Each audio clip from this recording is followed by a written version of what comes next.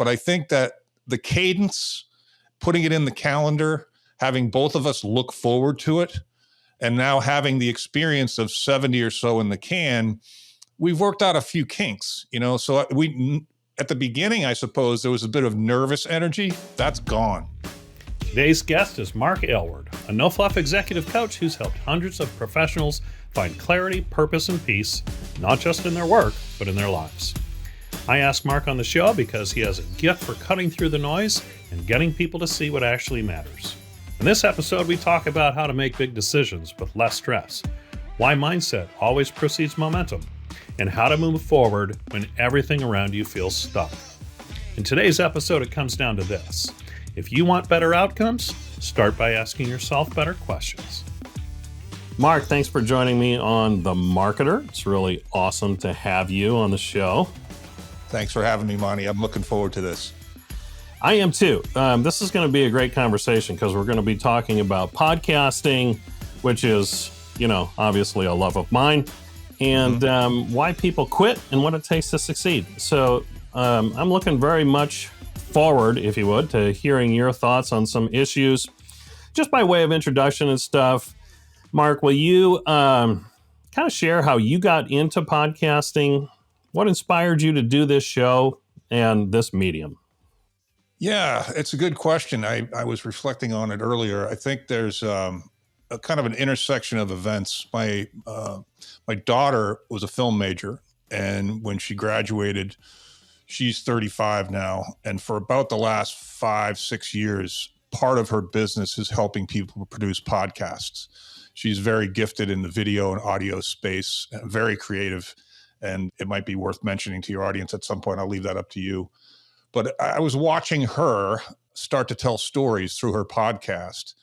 And I've always fancied myself as a storyteller. I like telling stories. I like hearing stories. My dad's a storyteller. So it was really this intersection of storytelling and having this access to this young woman who I know, love, and trust, who is having fun with this and really doing a good job. And subsequently, I bumped into a guy who's become a very good friend of mine, also probably 5 or 6 years ago. I was doing some work in the overcoming trauma space, and Jim, my podcasting partner, and I met through that vehicle. And it's a longer story for another time, but we became fast friends, and he shared some stuff with me and I shared some stuff with him. We're both dads, we're both entrepreneurs, we're both athletes, a lot in common. Similar worldviews. And we just started talking about maybe that would be pretty cool to do a podcast. So I reached out to my daughter and I said, can you help? And she said, yes. And then she helped us for the first 5 episodes. Everybody was telling us, put 5 in the can before you tell anybody about it. It's probably good advice. I don't really know. And she did the graphics work and the editing and the sound quality and all this other stuff because I don't have that capability, and nor does Jim. And then life got busy for her and we lost our resource. And we both have other consulting businesses that we run in different capacities, different streams of income. So we decided to put it on the shelf, but the idea never went away. It was always something we knew we were going to get back to. And about a year later, I just said, look, let's both get good mics. Let's both get good cameras. You're all in for like less than $100. It's not that difficult. Right. And I said, we're not going to do any intros. We're not going to do any music or any outros. We'll just start talking like you and I did for a sec after we hit record. And then I'll just chop that beginning off and I'll make the introduction. And so now, 70 episodes later, once a week, we're clicking, we're hitting a groove. We're much more comfortable talking, much more comfortable on video, and taking that work away really did 2 things for us. It allowed us to be consistent, and it allowed us to continue, and it brings a level of authenticity to the podcast that I really enjoy. I don't edit out anything. If you sneeze, I don't edit the doorbell, and I don't edit out anything. And it's really, looking back on it, it's pretty cool. Anyway, long-winded answer, but that's how it started. So what was the initial goal of the show? Why did you, I know you've got a good buddy to do it with you, but what were you hoping to accomplish with it? It was really about producing content on a different medium in support of all the other content that I produce. And I'd like to think, Monty, that if you go read any of my stuff on LinkedIn, or you read any of my workbooks or watch any of my videos or listen to my podcast, you're going to be like, that's Mark. That's consistent. It just opened up another avenue for me to share some of my knowledge and my wisdom, because my career was spent helping people find work. And there's nothing that people need professionally right now more than somebody who knows how to do that. So I just wanted to make myself more accessible to more people.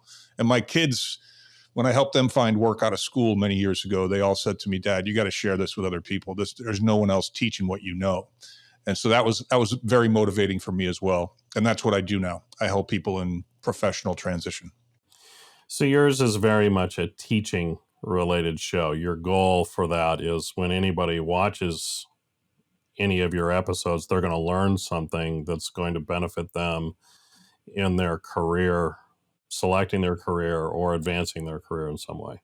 Yeah, and it really bleeds into the personal development place too, just because of the way that I see the world. I when I was a recruiter and then started my own company in recruiting, it was always relationship driven stuff. It was always getting to know the person, their family, their wishes and desires, and that. And just as a point of correction, we don't use the video. We capture the video, but we only release the audio right now. Oh, okay. So we're not.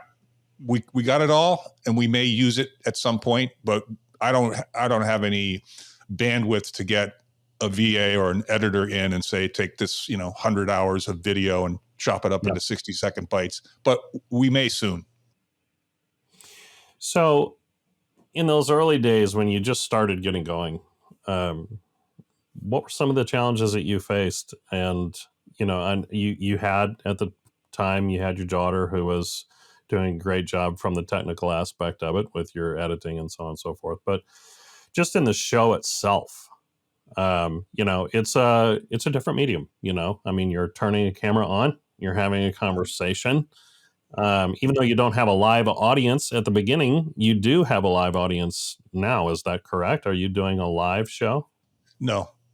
I've done some I've done some LinkedIn live work separate from this.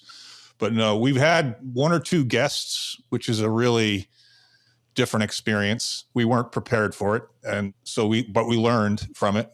And so, we're playing around with it on a couple of levels, but we just use the audio right now. And my daughter hooked us up on Libsyn, which spits it out to like 7 different platforms all at once. The publishing piece is very simple.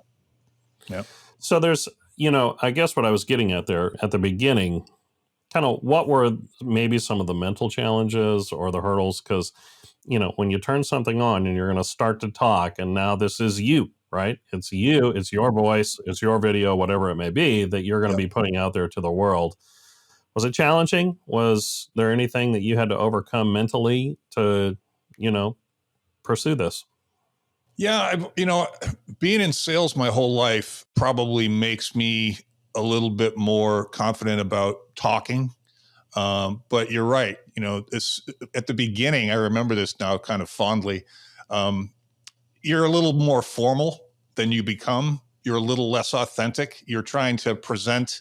You're not trying to pretend, but you feel the need to be like impressive or interesting or enthusiastic or whatever. Just like, no, dude, just be yourself. Just be yourself. Yeah. That took a while. I don't know how many episodes. I don't remember, but it was a few. And the commitment to that there was also that voice in your head, like, who the hell are you to be giving people advice? Who do you think you are? This self-doubt, inner critic, whatever you want to call it. There's a handful of limiting beliefs that get in the way when you reach out and do something new. And this was no different, but we've learned a lot. I think imposter syndrome is a major player, in people starting podcasts, just like what you said. My show obviously is called The Marketer. And when you put that out there, it's like, oh, well, you're communicating that you know all about marketing. And no, I don't.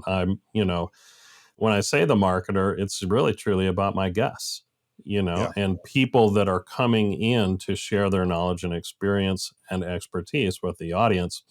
But imposter syndrome does have a lot to play in it, because it is more than just putting out a social post that you're going to write or a blog or anything else. This medium is very unique in creating a persona, right? And that persona is you. And when you say, yeah, just be yourself, that's truly the secret. But sometimes that's hard to overcome. How did you guys do it? I think it's practice. Interestingly enough, Jim and I bring two different sets of skills to the table, different styles of talking. Jim happens to be dyslexic, so if there's anything to be read, I'm the one that usually reads it. We learned that the hard way, and we've had a lot of fun with that. He's very capable of making fun of himself because his story is he used his dyslexia to become successful and overcame it. So it's a good story. But yeah, it's just practice. I think if you watch or listen to the first one and then listen to the last one we just did, I think you'd see a marked difference. And you got to turn the camera on, you got to turn the mic on, and you just got to go, It truly is just as simple as that, honestly. If you think about it, riding a bike, you got to get on the thing and you got to, have somebody push you and help you along.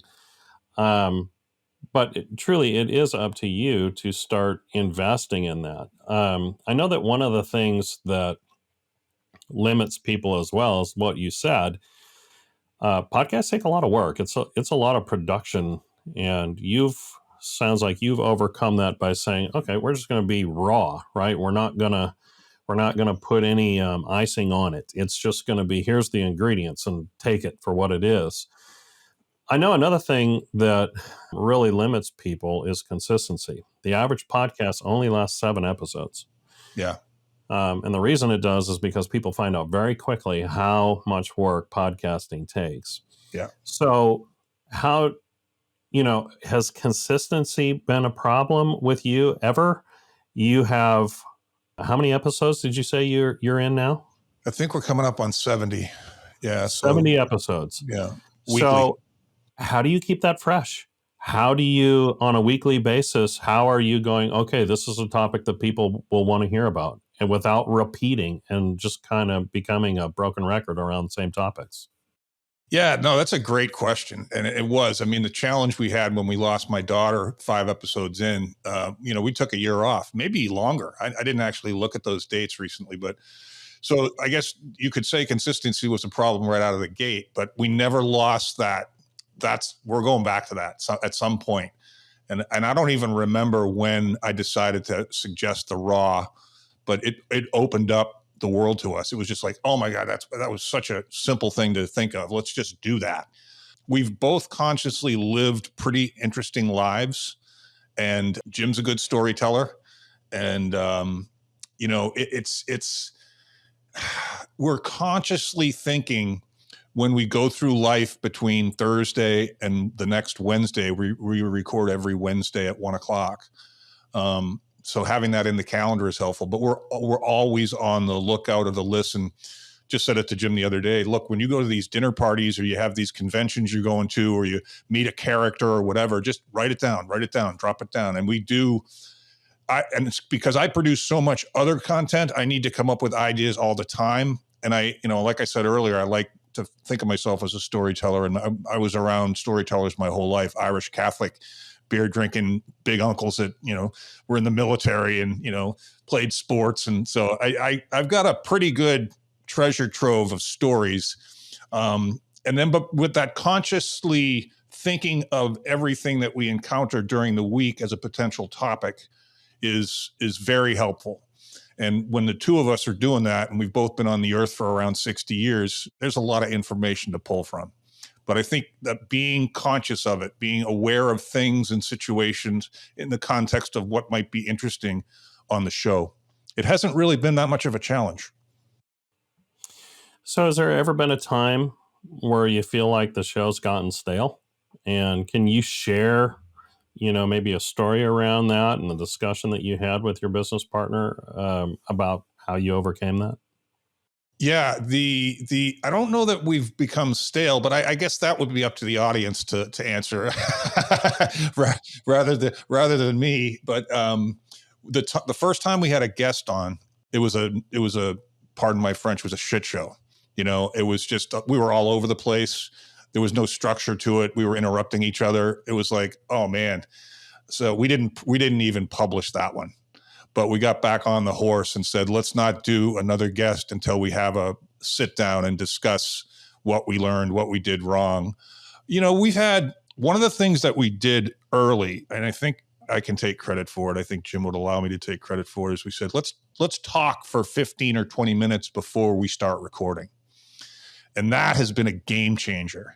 And it's the energy that brings, the currency that brings, the ideation. We often will come up with a topic in that 15 or 20 minute discussion, because I'll poke questions at Jim and he'll poke questions at me.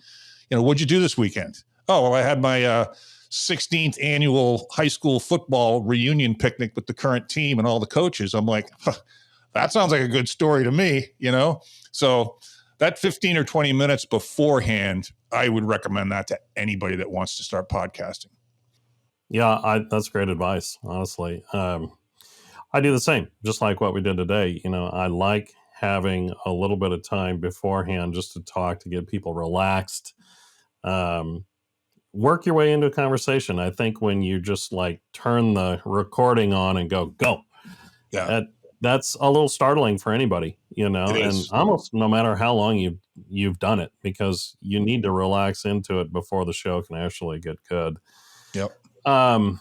You've mentioned a number of times story, and I also think that's very important in a podcast.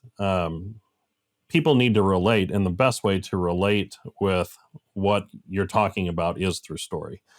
So speak to that a little bit, Tormy. How do you weave that into your show? Is it just organic, or do you very specifically and intentionally lead it to that? Yeah, I think it's the latter. I think we intentionally lead it to that. I suppose it has come in organically a few times, maybe more than a few, but we both kind of decided at the very beginning, this is in part going to be a storytelling platform. So that again, that conscious kind of awareness that's what's in mind. The other thing is the podcast is really kind of, and this, well, you've been in marketing your whole life. One of the most important things to do is define who your customer is, right? Yep. And because I can help almost anyone that has a question about professional advancement or development, my tendency is to want to serve everyone, and that doesn't work.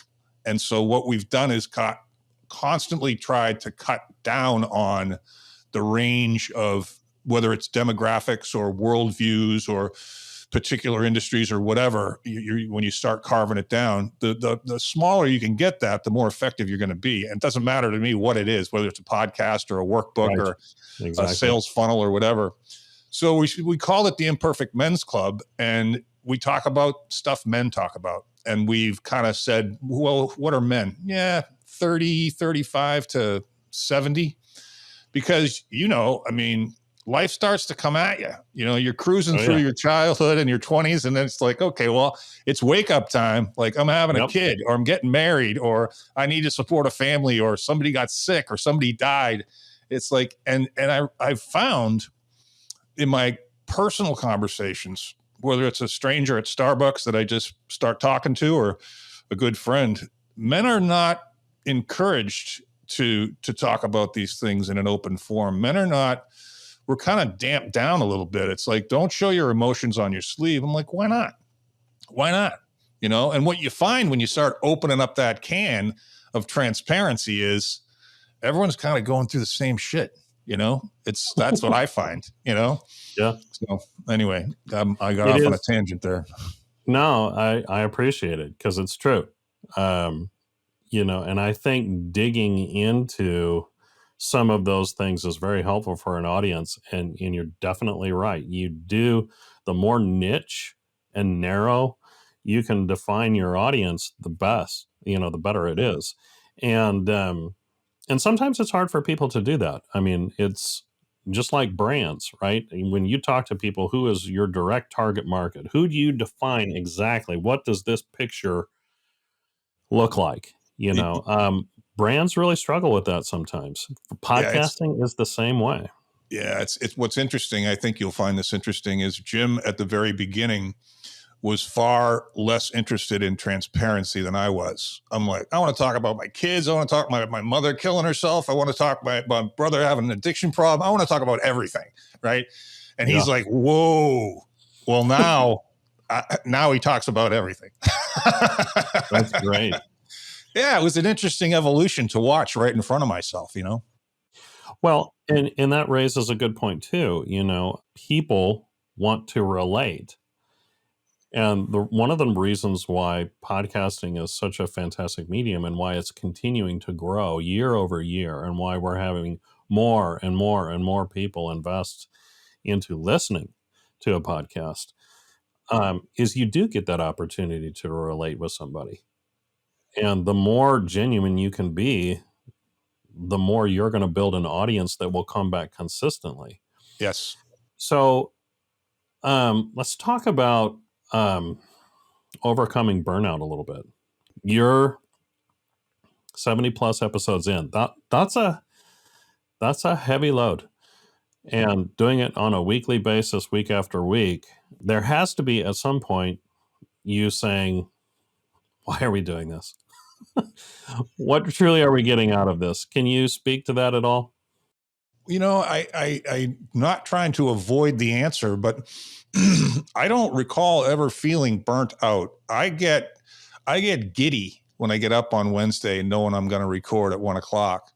I think the other simple to keep it simple. I should say I'm a big fan of simplicity. Once it was in my calendar and we had a few episodes behind us, and I saw Jim getting energized by it, which is also, it makes it easier to have a partner because one of you can pick the other up, which we have both done for the other on more than one occasion. Because you're not, I told you earlier, I woke up a little anxious this morning. I mean, you're not your best self 24/7, 7 days a week. No one is, no one is. So I don't know that I felt burnout. That doesn't mean it's not around the corner, but I think that the cadence, putting it in the calendar, having both of us look forward to it, and now having the experience of 70 or so in the can, we've worked out a few kinks, so at the beginning, I suppose there was a bit of nervous energy. That's gone. That was gone a long time ago.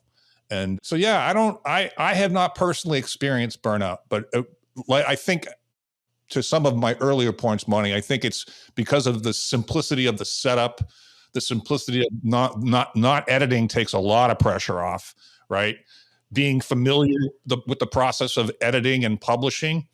And I typically come up with the title for the episode while I'm editing, listening to the episode after the fact, So, but what about days when you're sick? What about weeks when you go on vacation or that you have an obligation that takes you away from it? How do you guys manage that? Yeah, I don't get sick. I don't remember the last. I don't remember the last time I was sick. I'm very conscious of what I eat and how I move around. And at 63, I don't do the same things I did at 43 or 33. But full court basketball became yoga and walking. I mean, it's just you just make adjustments, right? So I guess I should express my gratitude about that and thank God for that and my parental genes for that. But I'm responsible for that to some extent too. So Jim's gone traveling more than I have, and we figured it out. He was in Italy one time and he had a portable mic. The quality was not quite as good as it could be, but we decided to do it anyway. And then he got to tell the story about why he was in Italy, for a rugby tournament. So yeah, that's, I'm proud of our consistency. You guys are committed. Yeah. You're committed no matter where you are, no matter what shape you're in. It's turn the mic on and let's go. Yeah, I think we missed 1 week in 70. And I don't even remember why we missed it. So sorry, that's I don't impressive. Have a better answer for that. No, it's good. It's very impressive, actually. 7 years, a weekly show, week after week after week, only missing one episode. I should say 70 shows, not 7 years. I'm sorry, 70 shows. You're right. Yeah, we're about Still a lot. Yeah, we're about 2 years in. Yeah, I go on other people's podcasts pretty regularly. You and I met, I think, on LinkedIn, but Yes. I on a weekly basis, I apply to appear on different podcasts that are related to the things that I do, where I think I can bring some value. So I get to practice that way too, which is Now kind of let's fun. talk a little bit about that. Why do you do that? Um, I'm trying to get in front of audiences of people that are being served in a particular way by their podcaster, and what I know and what I do would also be very complementary to them. So I'm not taking their clients or customers or space. I'm bringing them complementary information. And like I said, excuse me, my area of expertise is kind of beneficial to everybody. I'm kind of like the doctor at the cocktail party. You're like, hey, I heard you're a career counselor. I got a couple questions for you. I'm like, here's my calendar. So it's fun. And what's interesting about it, Monty, is everyone does their thing differently. Like some people are very structured. Some people are very particular. I've had a couple people ask me to listen to like 3 podcasts and write a paper on it. I'm like, I'm not doing that. And some people are like, just hit the button and start talking, And Yeah. and I'm cool with any of it. One of the things I'm not good with is a script. I need, Oh yeah. I Yeah. can't do scripts. And I would recommend that no one that's doing this uses a script. That just takes away all the authenticity for me. Yeah, totally. I would absolutely agree with that. And you are right. It podcast hosts were kind of a breed in ourselves, but there's a broad range of podcast hosts and styles. I do agree with you. I do think that going on other people's shows is a benefit and a value. You get to see how other people do it, and you get to experience something different. You are speaking to a little bit different audience anytime you're going on somebody else's show. So it's always a value to do it. And I highly Yep. recommend anybody who's listening, if you are thinking about doing podcasts, start there. Yeah. Become a guest and just reach out to different podcasts. There's a number of utilities that you can find online that will help you in becoming a guest for people's shows. And Yeah. it's a fun process. I recommend it highly. Yeah. I use a service that is free. They have a paid up service and I get 2 emails a week on Monday and Thursday. And there's usually about 10 shows. They also have a list of people interested in being guests, which I don't take advantage of yet because it doesn't complement what we're doing yet. But there's usually, out of the 10, there's usually at least 1 or 2, sometimes 4 or 5, marketing stuff, sales stuff, entrepreneurship, personal development. I mean, my stuff is complementary to a lot of different things, and it is fun. You're correct. It's fun. Yeah. Most of the time. Most of the time. Yeah, exactly. You do find that guest that sometimes is a little bit too restrictive. Yeah. And it that does get a little bit challenging. But let's Hey, talk about your audience a little bit here, Mark. okay. So you're doing a weekly show. How important is the number of listeners to you? How important is subscribers to your various channels? And, how are you addressing feedback from people for what you're doing? Yeah, we're just very good questions. We're just now talking. Actually, Jim and I just made a decision because one of the challenges when you have a partner is there's 2 cooks in the kitchen, and you don't agree on everything, and but you don't want to make singular decisions without bouncing things off the other person out of respect for the other person. So we wrestled with that for a few months, and we finally just said, Jim said it actually, and I jumped all over it because we were spending a lot of time trying to figure this out. Because the consulting work that he does is different than the consulting work that I do. But the content and the people, he's been out on the road talking about this because he goes to a lot more conventions and events than I do. I don't do any of that stuff right now. And he comes back every week saying, man, I brought it up and all they wanted to do was talk about the podcast, And so that kind of feedback is very, very helpful. But we're not focused on any numbers right now. For different reasons, because as you well know, if you want to start building a funnel and pointing people to that funnel, that's a whole other body of work. And as we as entrepreneurs know, when you choose to do something, you have to not do something else, right? And I'm pretty comfortable doing what I'm doing right now. And I think that all of our content is evergreen. So we can throw it in the faces of anyone we want, whenever we want, and it'll be relevant, with the exception of maybe a little bit of politics, but we try not to go too deep into, because it's a rabbit hole you can get lost in. For sure. So that's not the numbers isn't a big deal. What was the third prong in your question? The third part of your question? I don't even remember. Which is my mistake. I hate it when I ask people more than one question to answer, because that's what happens. But I try and keep it to just one. So no, your audience. You asked about the audience. So yes. Yeah. Like I said, it seems to be mostly men. Yes. We do have a conservative worldview, generally speaking. So that's the kind of people we attract. And it seems that they're probably 35 or 40 to maybe 70-ish. I literally just had, and this was one of your questions, so if I can jump the fence and lead right into it, please allow me to. Sure, go for it. So I had a mentor for probably 6 years. Guy taught me everything about recruiting. We built and sold a couple of companies together. First one I was a minority owner in, and he funded the whole thing. Second one I did on my own with another buddy of mine who also worked for him. So he taught me a lot. Very wise fellow, extremely bright, and just said to me one day after I'd worked for him as a permanent recruiter for a while, "You want to help me start a consulting company?" I said, "Well, tell me what a consulting company is, and I'll tell you whether I want to start one with you." And we had a lot of fun. He said, "I'll fund the whole thing. I'll pay you, and you'll do all the work, and I'll tell you how to do all the work." And it was like drinking through a garden hose. Well, long story short, he sold the company, went back to Boston, which is where we're both from. I'm in Florida now. And we lost touch. Life got in the way. He got married, had some kids. I was deep into my own company, having kids, building a house, and we just lost touch. And we didn't have as much in common after hours as we did during work.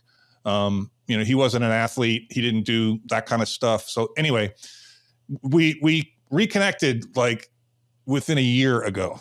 He reached out on LinkedIn and say, "Hey, old buddy, how you doing?" I'm like, holy shit, Paul's calling, Anyway, we got on the phone. We've had a few conversations, really wonderful reconnecting. We all need to do more of that. I dropped a lot of balls in that space. But so he sends me a LinkedIn post or message the other day and said, I was driving in my car with my 14-year-old son for 8 hours, taking him to a squash tournament. And we turned on the Imperfect Men's Club and knocked out a bunch of episodes. He said, "Keep going. You guys are doing great work." And I'm like, maybe you want to cry, Yeah. So not only did he do that, he did it with his kid, Wow. which I thought was awesome. That is awesome. It's that's the kind of feedback you love to get, right? I mean, people just saying, "Yeah, keep it up, keep doing it." It's rewarding. Is there any advice you'd give to somebody that's listening right now that's considering starting a podcast, trying to determine how to do it? I think it's essential that whatever you're talking about, very well, but more importantly, you're passionate about it. It's personal to you. The reason I stayed in recruiting after just stumbling upon it, when I knew I was going to become a father to support my family, is because I was able to help so many people.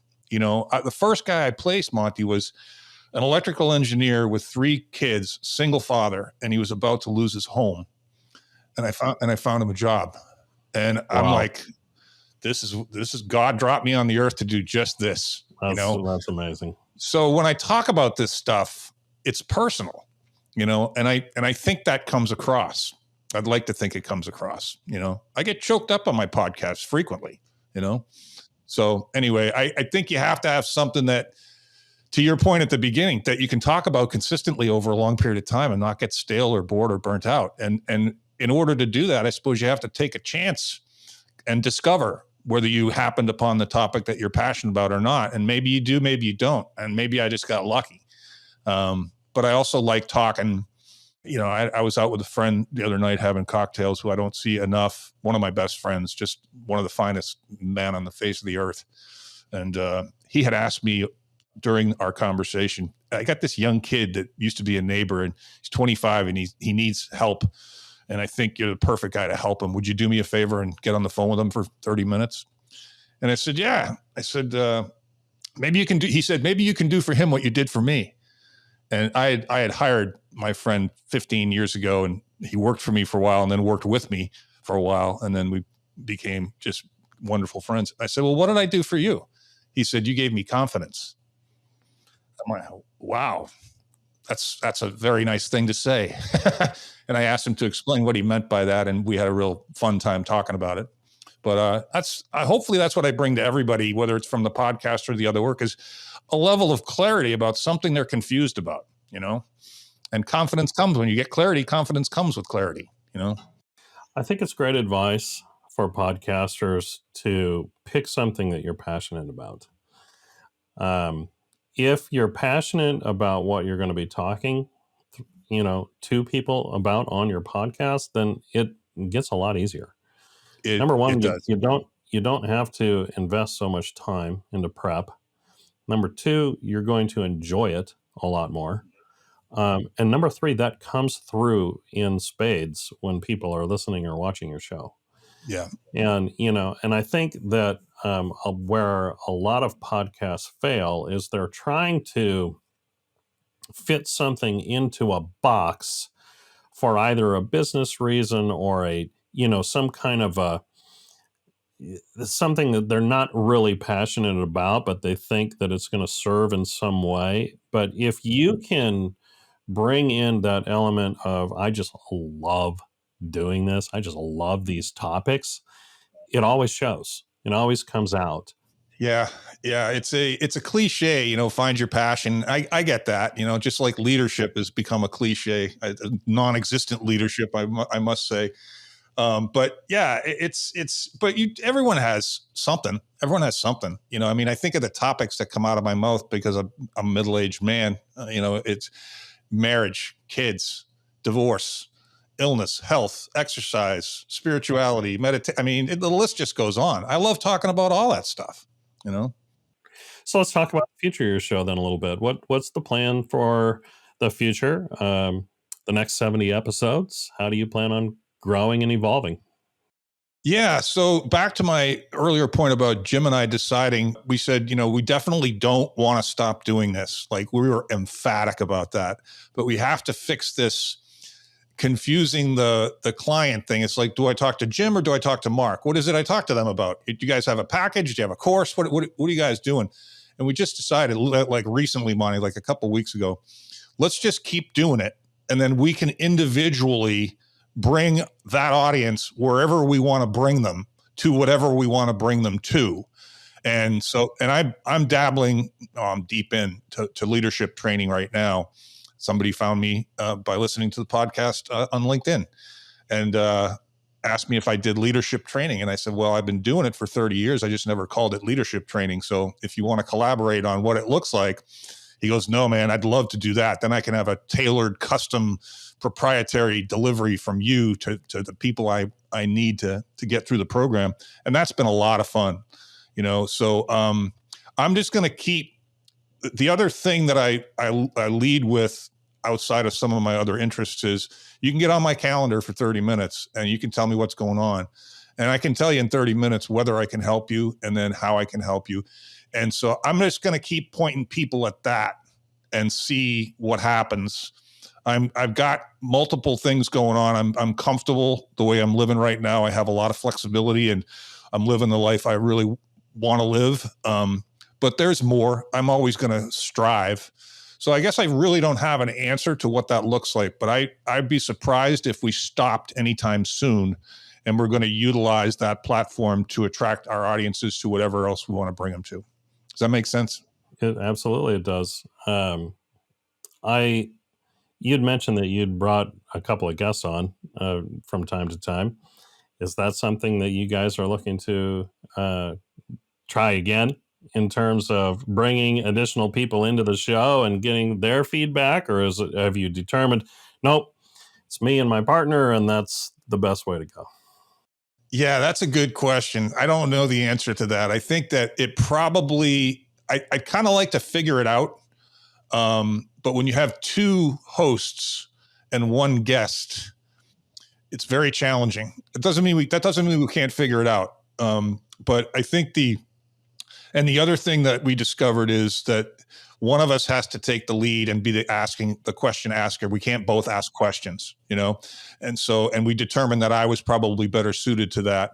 And so I think we'll try it again. The thing is, Jim's got some pretty interesting connections. He through sports, he knows some professional athletes, and he knows some sports agents, talent agents, and he's a one percenter. So he lives among some interesting, powerful people. Not that I don't, but he's got a deeper bench than I do with regard to interesting people. So yeah, that could be exciting.